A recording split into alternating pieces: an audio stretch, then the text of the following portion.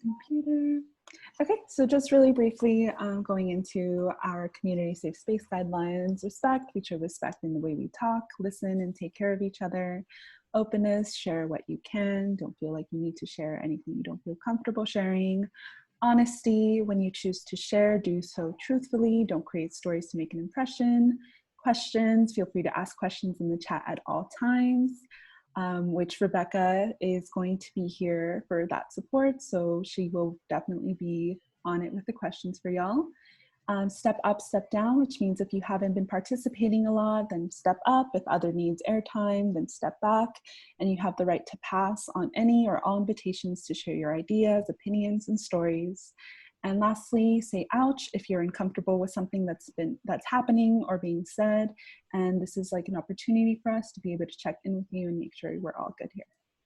So with that said, Nita, do you want to start us off? I will. Thank you for those guidelines. Our first question that we have today is, what does the day of the work at NAABB look like for each and every one of you? You can answer, I know there's a couple of people in the audience that would like to jump in with that question, but we're gonna go ahead and take it to our three panelists first, and then after that, anyone in the audience can go ahead and jump in with that answer.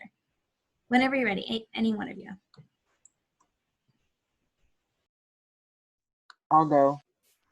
No, Leonne, you want to go? What does it look like in a day of work? NAABB is always on my mind, like a good song.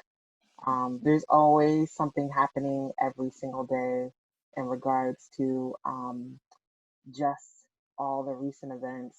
We already know what happened yesterday with Breonna Turner, and even like the more unfortunate events just make me want to fight harder, and especially with the lane that I'm in, which is Black maternal health. And so it can vary from days of like emails, checking in, networking, to days of meeting. Our leadership team meets once weekly, but pretty much there's not a day that doesn't go by that something as far as like what NAABB could do, what they've done, doesn't happen, if that makes sense. Yes, thank you for sharing. That was very, very, very interesting. I mean, I wouldn't know, but thank you for sharing your experience. Is anyone else on the panel, Leonne or Noelene? So for myself, kind of to Ebony's point, it's, you know, there's the regular meetings, scheduled meetings that I have with them, but then there's also just a lot of conversation that we have. It's like being with family and talking with family on a regular basis. Kind of if a day or two goes by where I don't speak with Ebony or Noelene, it's kind of like, what's going on? And then as a student, it's very interesting because it's like I'm studying this work as well. And so as a result, there's kind of not a day that I'm not thinking about NAABB's mission, about execution, about connection, network, intersections, where, you know, kind of what's NAABB missing, where can we do better, who do we need to bring in? So, you know, those are things that I'm thinking of constantly with NAABB, and so that's kind of what a day is like. Awesome. Yeah, that's amazing. Here at Teatro Librado, we definitely communicate with each other. I know I communicate with Karina. Hi. I communicate with Karina, who is my co-social media and co-social justice chair here, almost every day as well. So we know what busy work looks like, and we know we're all fighting for the same thing. And we want to go ahead and acknowledge that. Oh yeah, go ahead. So as one of the co-chairs of NAABB, I'm pretty much working on the programming and product side of our work. So some of you may know that we released a Black Birthing Bill of Rights in April as part of the Black Maternal Health Week. And so, you know, in the weeks and months leading up to that, we were, doing a lot in terms of trying to refine the rights and develop it and work with our artists to sort of, translate those rights into images. But on a typical day, I might be meeting with our research fellow, Nia, or our project assistant, Adele, who couldn't be here today, just to continue our work on the rights. We really want to push it out in various ways, hoping to, create toolkits and, helpful products that we can also work with hospitals to roll out as well and help them to change the care that they're giving. And then, as Ebony and Leonne mentioned, we meet often sort of just to direct the work of our organization as well. Yes, thank you.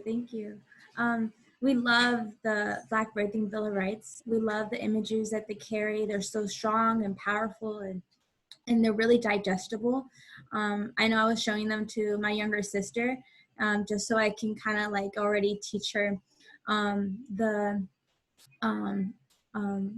just these simple, very human rights that need to be already ingrained, especially in our younger generation. So I very much appreciated the Birthing Bill of Rights, just the images itself.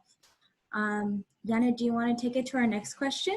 Yeah, since we are on the topic of Black birthing rights, I'm just going to go ahead and go to that question. So in regards to the Black Birthing Bill of Rights, what do y'all think healthcare facility, or why do you think healthcare facilities make it a challenge for Black women and persons to know their rights? And what is your, and I'll come back with the follow-up question. I mean, I can start. I'm sure we all have sort of, similar but different takes on this. But I mean, I think that when people are engaging with the healthcare system, it's really easy to get lost in sort of the, the theatrics of healthcare, right? So it's really hard to sometimes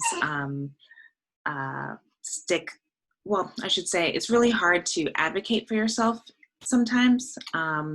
You have someone in front of you that has a lot of knowledge that ideally is there to care for you and honor your rights and respect you and make sure that you understand what's going on, but that's not always the case, unfortunately, right?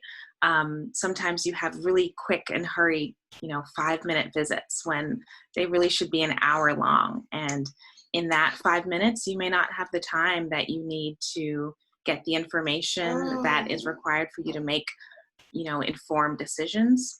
You may not be able to develop the relationship, the caring relationship that should be happening with a healthcare provider.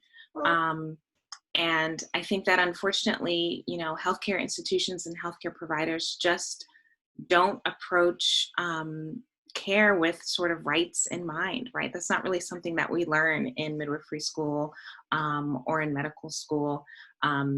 It's sort of this new concept. What does it mean to provide care while also maintaining someone's rights? And what does it mean to have rights if someone doesn't know what they are? And so that's really why we created the Black Birthing Bill of Rights, to have people be able to understand, what does it mean for me to be able to advocate for myself, and what am I due from the healthcare system?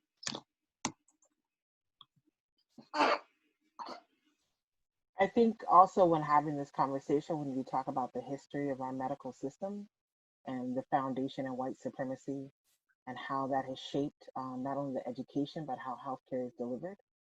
And so, fast forward, centuries, it has grown more so into, with that foundation, also into a business and also fear-based.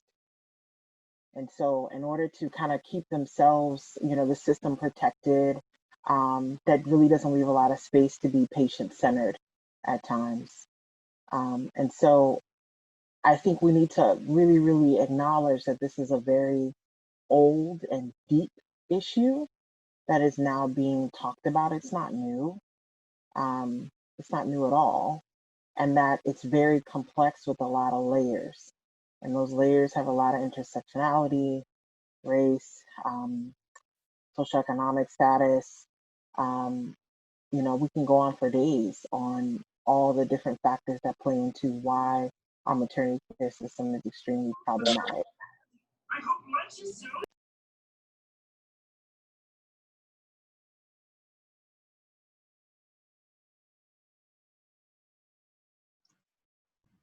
Oh, go ahead, Leon. I was going to ask if you wanted to add anything. No, I mean, I think Noelene and Ebony said it, you know, and brought up excellent points about it. So yeah. So that makes me think of the follow-up question, which is, what do you hope to change about this situation? And overall, what would be the ultimate fantasy outcome that you would see coming out of these, having access to these Bill of Rights? So I would love to see that, you know, Black pregnant people, Black birthing people, that they're aware of their rights. You know, we want to push, you know, this out as far as it can go. We think that any person walking into either the hospital or birthing center or, you know, into a medical office of some kind is armed, sort of knowing what is my right, and that they have, you know, tangible sort of, you know, instructions or guidance on how to advocate for themselves. So that's what I would love.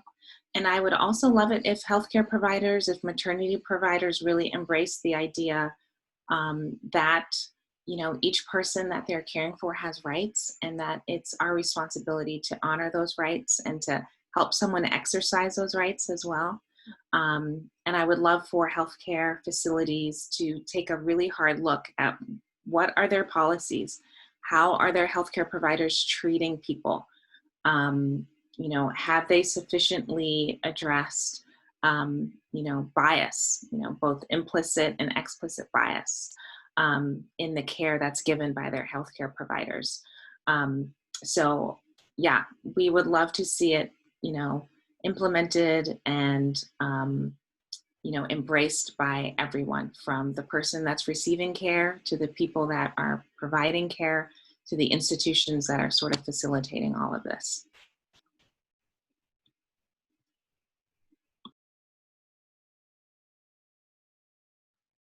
That was beautifully said. Oh, go ahead.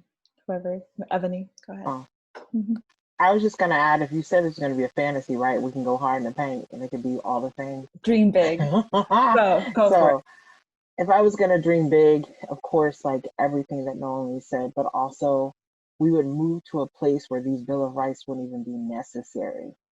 That it would be normalized for women to receive awesome care, feel empowered, and thrive. That would be my fantasy, to where these bills wouldn't even be needed to hold folks accountable and hold this system accountable. 100% agree. Yes, I think that's more than necessary. I'll go ahead and take it on to our next question. If I believe anyone in the audience even has comments, questions or anything regarding that question, or regarding any questions around the Bill of Rights. And thrive, yes, Larry, we thrive. Okay, I'll go ahead and take it on to our next question. In your experience, what would you say is the most challenging part of your work as being a midwife, as well as the most rewarding part? Is there any specific moment that you have truly realized that this is your passion?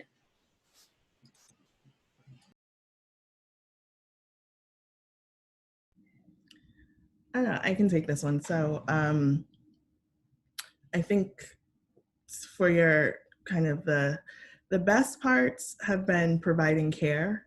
I think providing and listening to patients, getting that patient who unfortunately has been in the system and folks haven't listened to them, and they come and they see you and they feel heard and they feel like their whatever challenges that they have are being addressed, and you're kind of now working with that person to meet them where they are and just address whatever concerns that they've brought in. And so to actually see that to actually see that happening and see that person have confidence and start to build that relationship is definitely rewarding. Besides actually catching babies and bringing them into this world with, in just like an environment of love. And then the challenging part, I mean, it's interesting kind of with the last question and folks talking about the system and how do we, changing the system or working with Bill of Rights within the system, and Ebony's point about the fantasy, there's part of me when we're talking about the abolishment of systems, because I really do wonder if a system that was created that wasn't meant for us, if that system can truly be changed, or does it need to be broken down completely and rebuilt with everyone in mind? And so that's probably the most challenging part, is being in the system, seeing the shortcomings, seeing people being hurt by that system. Sorry. Blah, blah, blah. And so you really have to think. Well, I was like, sorry. Let me see if you have this phone number and this phone number. Sorry, got a lot of noise going on. So but seeing that and then not being able to do anything. Let me mute myself. Yeah, I agree with Leonne. The most challenging part is knowing that as a midwife specifically, the system doesn't fully honor your profession, your way of caring, your way of knowing, your expertise. Ebony alluded to this a little bit, but midwifery was almost totally snuffed out of this country, right? So, physicians, mostly white physicians, really tried to eradicate Black, Indigenous, immigrant midwives who were caring for their own communities and caring for white communities as well. But thankfully, midwifery, has prevailed. It was not easily destroyed, right? So, but at the same time, we still have to, in a lot of ways, operate within the system and still try and fight for, equity and fight for justice ultimately. But it does mean that, like, in your choice to become a midwife in this like alternate path, and not choosing sort of, to be an OBGYN or physician, you're choosing to walk a different path, but one that is equally valid and that holds a really important, historical legacy in our communities as well. So. Oh, and I would say the most rewarding part, just being with people, being part of someone's story as they go through their journey towards being a parent. I remember I had one patient, I had developed a really close relationship with them throughout their pregnancy. And I saw them, for every visit, from their very first prenatal visit all the way until, 40-ish weeks or so. And I happened to be on labor and birth in the hospital when they came in to have their baby. And unfortunately, they were alone. They didn't have their partner there with them in the way that they had envisioned. But I was thankful that I could be with them. Thankful that at least, they knew my face. So it was just me, them, and the nurse. And it was still a beautiful birth, not exactly, like I said, what they had envisioned, but still so happy that I could be with them and that we had developed a close relationship during the pregnancy. I think the most challenging part for me is pretty much everything that Leonne and Noelene talked about, but also just knowing things are wrong and still having to function in systems. I had to code switch a lot to get to where I am as a director, which is truly, truly unfortunate, but I had to see a lot that I really didn't agree with, and I knew that wasn't right. So So just, I would say, functioning inside of a system that you know is inherently broken and wrong. Rewarding, I would say, I like to always kind of say I channel granny midwives in my community. I have been exclusively in this area for over 10 years. And outside of like folks I've trained to births that I've attended, I can walk around town and see my babies. And, you know, granny midwives, indigenous midwives, you know, they were community leaders. It was bigger than just being representative, representing at births. And so I just feel really, really proud to still, you know, walk around and watch my babies grow. And actually, I've been with people for like up to their 4th baby. And at that point, I'm a relative. You know, if I've caught 4 of your babies, we're related. Yeah. Thank you, y'all. Thank you. I think Nance had a question. Go ahead, but thank you, Leonne. Leonne, Ebony, and Noelle for sharing that. Go ahead, whenever you're ready, Nance. I'm sorry, this is my first time using Zoom, and I don't know if I'm doing it right. But You're doing just fine. You're killing it. My name is Nance. My pronouns are they, them. I didn't know I could do that. But this is Julian. Julian is 7 months old. I originally went through my entire pregnancy experience going to the midwife center here in Long Beach. I didn't know that there were midwives of color. My heart is very full right now to have known that, or to know that now. And I'm just curious, where are y'all based out of? DC. And I think that certain regions have more midwives of color than certain pockets. I know Oakland is real strong up in the Bay. But you say Long Beach, you mean like Long Beach, California? Yes. Ha, I was raised in Tustin. Oh, cool. Well, I don't Yeah. like it, but nice to know that you're close by, or that No, you're. no, I'm not. I left and was determined not to go back. But Yeah, I was it's pretty rough. raised in Tustin, so I know that area is very vanilla. Mm-hmm. So the reason why I'm happy to hear about this is just that I had a very traumatic birthing experience, and very specifically, I really wanted to have Julian and have a connection with a midwife, because my grandmother had all 10 of her children with a midwife in Mexico, and it was just something that she was so honored and proud of. So I just remember that with my aunts, she was always confused as to why, because my grandmother is was indigenous. She passed now, but very specifically, she would tell my aunts that they were straying away from this connection that women had, and that she found it very important not to lose that. And sadly, none of my aunts had their children with any midwives, but that was a decision I made.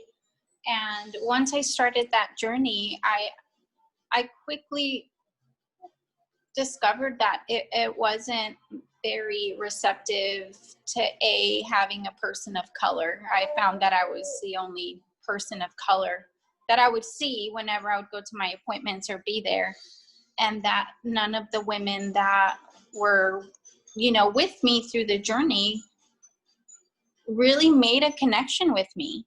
I never once had a midwife that was consistent with me. None of my midwives respected my pronouns. And there was just like a lack of relatability, and it's sadly, up until the last moment, I was in labor for 4 days, and I had to go to a hospital because I was having complications with Julian. But the midwife that I had been seeing, didn't go with me. I unfortunately had to have a different midwife join me, who then had to leave. And then I had a midwife's assistant come who I had never met. And just having to be in a hospital, having things go wrong, and not to have had the person or a person that I felt comfortable with support me through that journey was just really sad. And I've wondered like how that experience would have been different had it been someone that I connected with, someone that was of color, someone that I could truly trust, and someone that I felt cared for, you know? So how do you all find that you can reach out to people of color and make it known to them that you offer, you know, your services, so to speak, and that they don't have to necessarily turn to an OBGYN?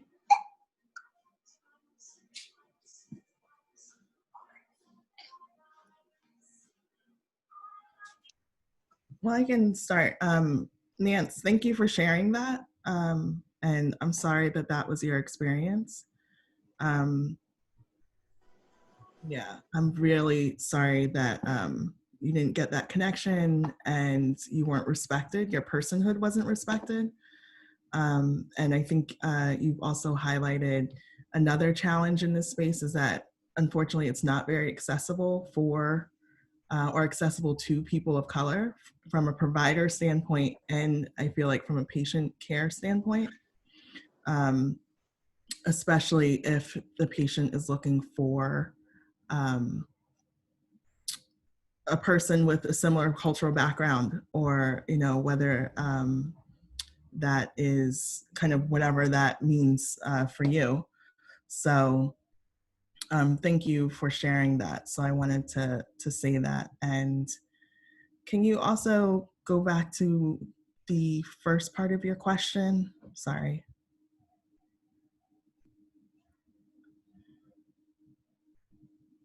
Take your time. I'm so sorry. It's just the dog and the baby. So, like, in my experience, no one told me that there were midwives in general, and especially not midwives of color. Like, when I first found out that I was pregnant, like, that wasn't even an option. Hi. How is it that you guys connect, or how is it that you guys spread the word to fellow people of color about this being an option, and that their birthing experience doesn't have to be one that's with a doctor, so to speak, or with an OBGYN? Yeah, so definitely that's one of the missions of NAABB, is to get to educate people that this is an option. One thing I can say is that it might not be an option everywhere. Unfortunately, the way that midwifery is regulated, it's regulated by state. So people's experience and access can differ by state.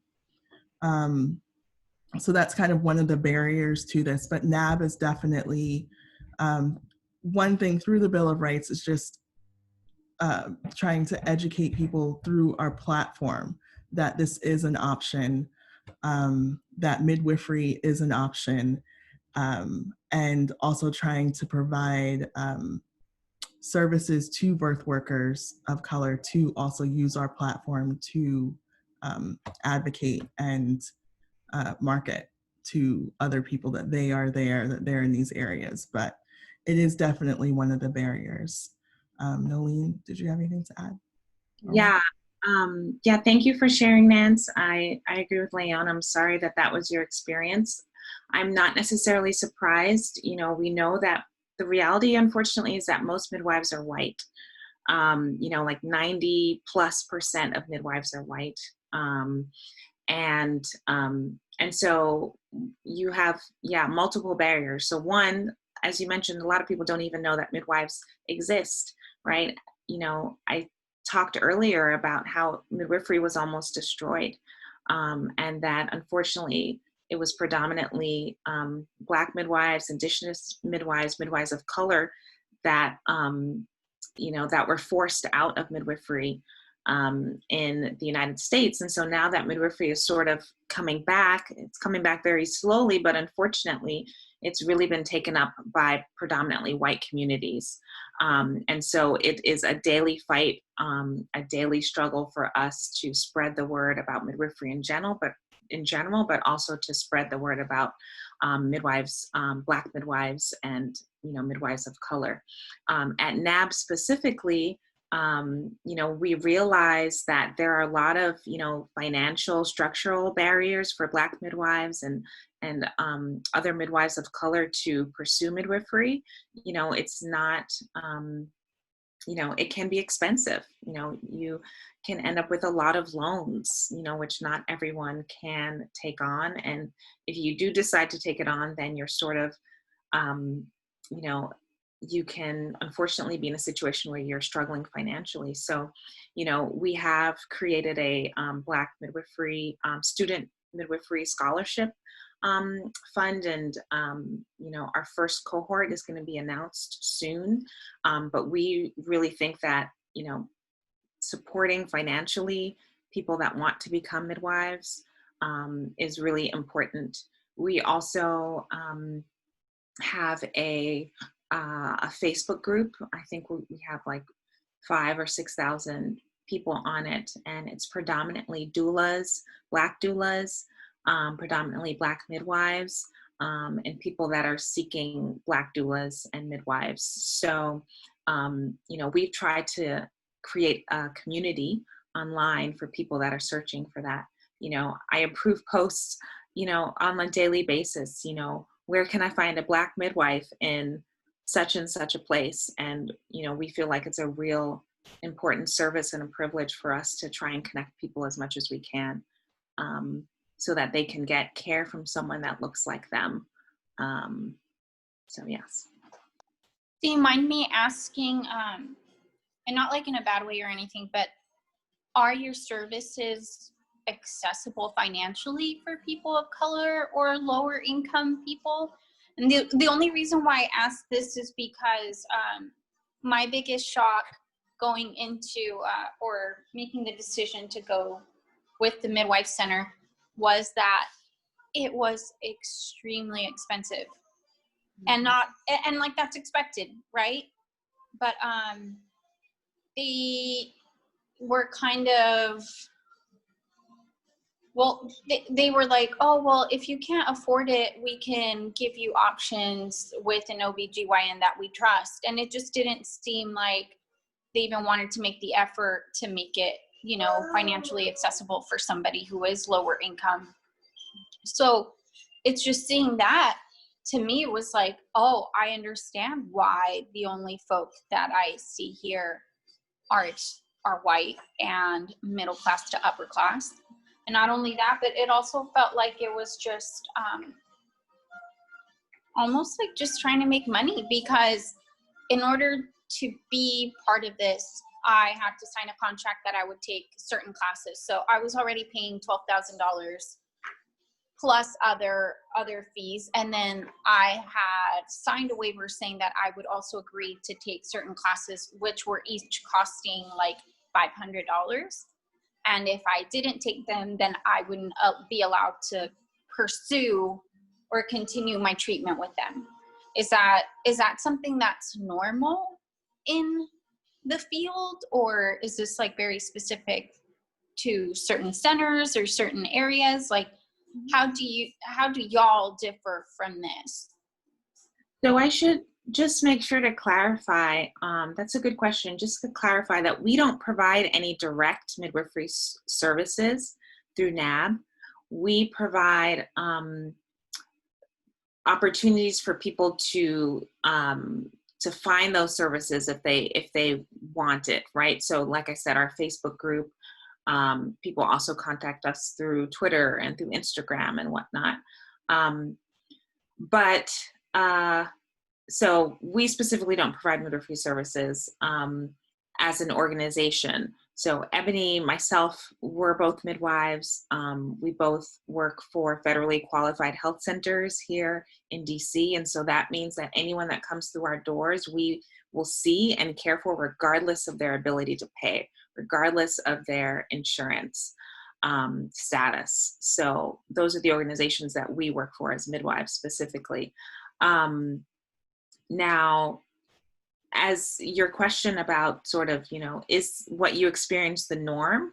I would say it really depends on where you're getting midwifery care. So yes, there are going to be some private midwife centers or birth centers that, in order to pay malpractice and pay salaries and pay the upkeep of the buildings and and whatnot. So in those cases, yes, you will find that unfortunately it is a steep price to pay. But that is not the only type of midwifery. There are midwives that are working, like I said, in centers like where Ebony and I work, where you can get midwifery care regardless of your ability to pay. So it's a mix, right? And unfortunately, it should be easier for people to find affordable midwifery care, but that is, as we can see, one of the barriers. So. Yeah, I'll just add, I think, and Noelene, correct me if I'm wrong, like this is where the state regulation plays a big part, because sometimes certain midwifery care, like if you were to see a certified professional midwife who typically that certified professional midwives do a lot more home births or birth center births, again, depending on state and what's regulated, but some of that coverage is not, or some of that care isn't covered by all insurance companies. And also Medicare and Medicaid doesn't necessarily cover those services as well. And so that's another big barrier in seeking out midwifery care. And it really depends by state as to what is covered, what's not covered. And surprisingly, California, in terms of scope of practice for midwives, certified nurse midwives specifically, I think up until recently, it wasn't very friendly, which you would think California is very progressive and everything. It wasn't very easy for CNMs to practice, I believe, standalone. That means like without being under the supervision of an OBGYN. And some midwives who might have to work in that space may have to adopt more medicalized and like less midwifery friendly, or what typical midwifery care might be, because they are like under that supervision of an OBGYN and therefore have to follow the protocols of that particular physician in office.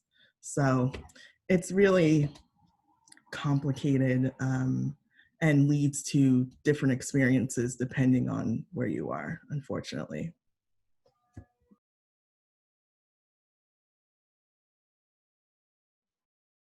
All right, folks, well, thank you so much for that. I didn't see the time. It is 12:54, so we do have 6 minutes left. So I just want to give it the space to ask any questions, or if Noelene or Leonne, if y'all have any last things that you absolutely want to say before we go. Time flew by really quickly, but it's been such an informative conversation, so thank you so much. But if there's anything y'all want to add, or if anybody in the audience wants to ask a question, now is the time. Larry has a question in the chat box. I can read it if you guys want. The question is, what are examples of the mistreatment during birth and pregnancy that NAABB is addressing and changing? So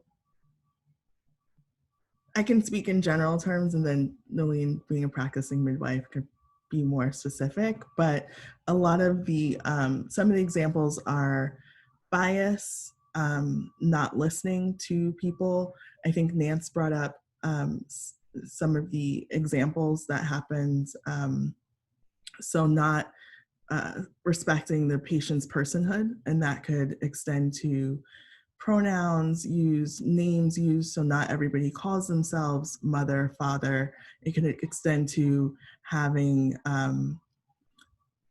different family structures, different support structures. A lot of times, if you have younger parents, so talking about teen birthing folks, a lot of them are not, their personhood isn't respected in terms of what sort of birth that they want to have, or their reproductive rights not being respected for all people in terms of whether or not they want to have children, not want to have children, again, what sort of birth that they want. So not wanting to be induced or using things like Pitocin, so interventions. So those are some of the mistreatments at a general level I can speak to that NAABB works to bring, one, I think, bring attention to in terms of kind of highlighting, saying these are things that are happening, these are what's going on, and working with other organizations to now address them and change them through policy is one big thing is that we do, as well through education. Yeah, I think Leonne did a great job of, describing some of the mistreatment, but, people report being threatened if they aren't making the choices that's being recommended. So, basically they don't have autonomy over their birthing decisions and pregnancy decisions. People report being yelled at during labor, being treated differently because they were Black. So mistreatment can happen in a variety of ways. And we are working to address that through the Bill of Rights. If we can all have an understanding about, what rights Black birthing people have, and if we all embrace that, then things could be different, definitely. So, yeah. Thank you so much. Since we are on our last 3 minutes, we want to go ahead and just close it all up. We first and foremost want to thank our speakers today, Ebony, Leonne, and Noelene, for taking the time out of your schedule to come and have a conversation with us. I know I learned a lot, and I know as everyone else did too. And I really want to appreciate all y'all from the bottom of my heart for the work that you do, and for sharing your experiences so openly and genuinely. But I want to say personally, thank you for coming out here today. Thank you for inviting us. We loved having this conversation, and it's great to partner in solidarity with Teatro Liberado. And yeah, we hope that there's future opportunities to collaborate again. Yeah, thank you. I definitely echo Noelene's thoughts, and yeah, I think it's been great hearing from your community as well, and all the questions, and being able to hopefully provide some information. Nance, I just wanted to let you know that Ebony did in the chat box put a couple of midwives of color, I believe they're Black midwives, in the box, just in the event that you or anyone on this call is seeking care, that may be an option in that area. So I think it's just Ayana. One, Ayana, yeah. Yay, well, thank you so much, everybody. Sorry. Yeah, Oh, no, go ahead, Nance. I just want to personally thank you all for all of the work that you're doing, for all of the information and the progress that you're making. I really appreciate you all from the bottom of my heart. Thank you so much for having this wonderful conversation. Thank you. Yeah, thank you so much, y'all. Thank you for your time. Thank you for the audience. I was really excited about this conversation, and thank you for all the information that you are all willing to share with us. Be sure to follow NAABB on their Instagram and that Facebook page as well. And you can look up at their website if you are more curious about the Black Birthing Bill of Rights. It's really great. And yeah, and also Teatro Liberado, our Instagram, if y'all want to follow us, we're also here. So thank you so much. Have a great rest of your day, everybody. Thank you. Bye. Thank you. Bye. Bye, y'all. Thank you.